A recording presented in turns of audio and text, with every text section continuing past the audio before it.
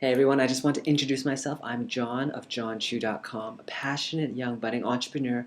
For the last month, I've been interviewing startup companies, founders and co-founders, seeing what makes them tick, how they came about, what their ideas are, what their companies are, and how we can learn from these successes and failures.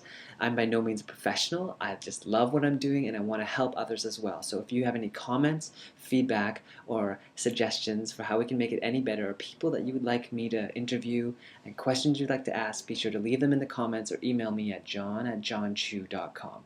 So here's Boris Mann of Bootup Labs. Let's have a listen to what he has to say.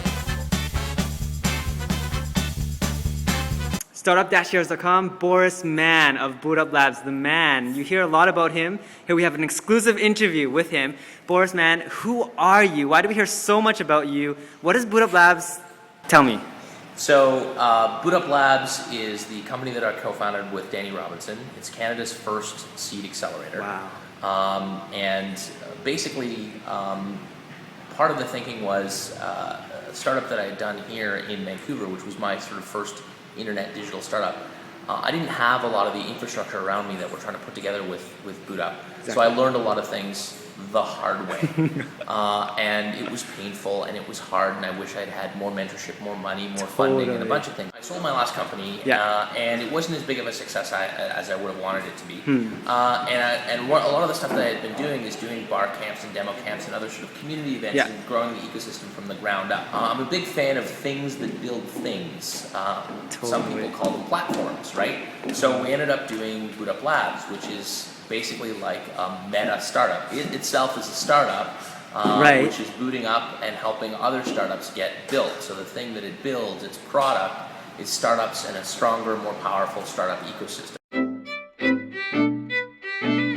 First of all, a lot of people come and say, hey, like you've done some stuff, you look at a lot of things, what do you think of my idea?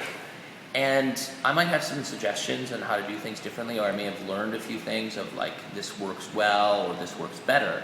But fundamentally, the only people that are going to tell you that is the market and your customers. So the only way to do it and learn those things is to do it. I don't know how to get started and everything else. I'm like, do you have a blog? Do you have a Twitter account?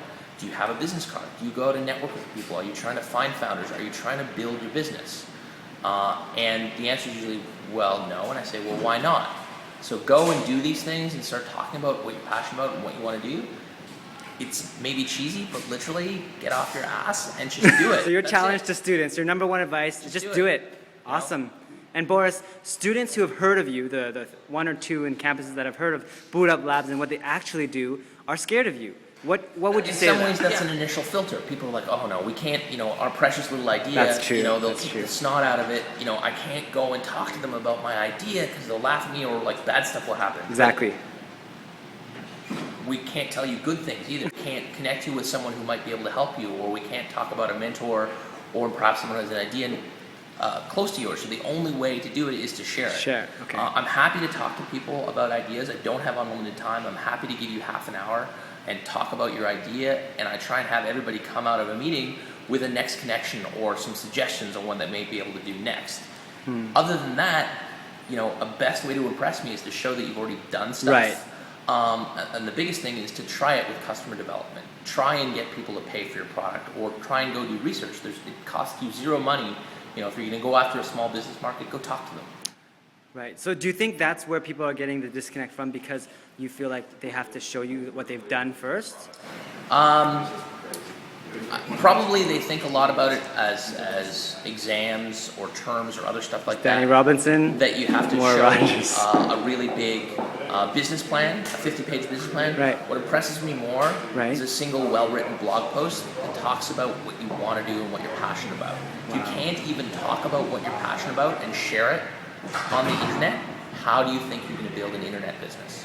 Wow. Is that quotable, Boris? Absolutely. That is quotable. So if I have an idea and I haven't done a blog post, I haven't done anything, you don't want me talking to you. If you haven't done a blog post and you don't have it at a URL somewhere, then I can't share it with anyone else. You've given it to me, and then I have to remember to talk to people one-on-one, which is not efficient at broadcast. If you share an idea, add a URL, I can put it on a Twitter account, I can say, hey, I remember this thing, it's at this URL, go check it out. And I can share it with other people, and the idea can spread.